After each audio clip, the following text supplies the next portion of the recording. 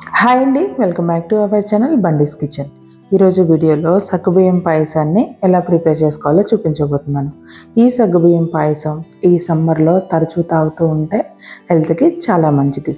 ముందుగా ఒక బౌల్ తీసుకొని దాంట్లోకి లావు సగ్గుబియ్యాన్ని ఒక కప్ తీసుకొని అందులో కొన్ని వాటర్ పోసి ఒక హాఫ్ అన్ అవర్ వరకు సగ్గుబియ్యాన్ని నానబెట్టుకోవాలి.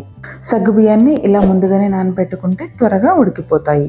ఇప్పుడు స్టవ్ మీద ఒక ప్యాన్ పెట్టుకొని అందులోకి ముందుగా నానబెట్టుకున్న సగ్గుబియ్యాన్ని వాటర్తో సహా వేసుకోవాలి. ఇందులోకి ఇంకొక గ్లాస్ వాటర్ యాడ్ చేసుకొని వీటిని బాగా ఉడికించుకోవాలి.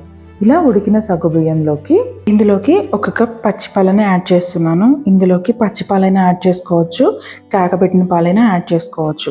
ఇలా పాలని యాడ్ చేసుకున్న తర్వాత ఒకసారి ఇలా కలుపుకొని స్టవ్ని మీడియం ఫ్లేమ్లోకి అడ్జస్ట్ చేసుకొని ఒక పొంగు వచ్చేంత వరకు వీటిని మరిగించుకోవాలి.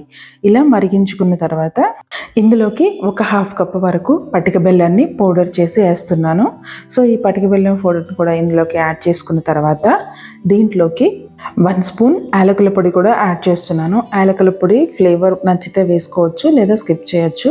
ఇలాంటి పాయసాల్లో యాలకుల పొడి అనేది కంపల్సరీగా వేస్తూ ఉంటాం కదండి, ఫ్లేవర్ అనేది చాలా బాగుంటుంది. సో అందుకే స్కిప్ చేయకుండా యాలకుల పొడి కంపల్సరీగా వేసుకుంటే టేస్ట్ అనేది బాగుంటుంది.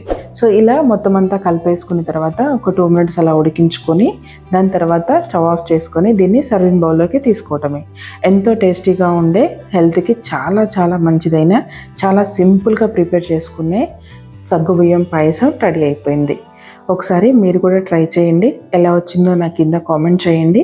అలాగే నా వీడియో మీకు నచ్చినట్లయితే లైక్ చేయండి, మీ ఫ్రెండ్స్ అండ్ ఫ్యామిలీకి షేర్ చేయండి. అలాగే మరిన్ని వీడియోస్ కోసం నా ఛానల్ని సబ్స్క్రైబ్ చేసుకోవటం మాత్రం మర్చిపోవద్దు. Thank you for watching.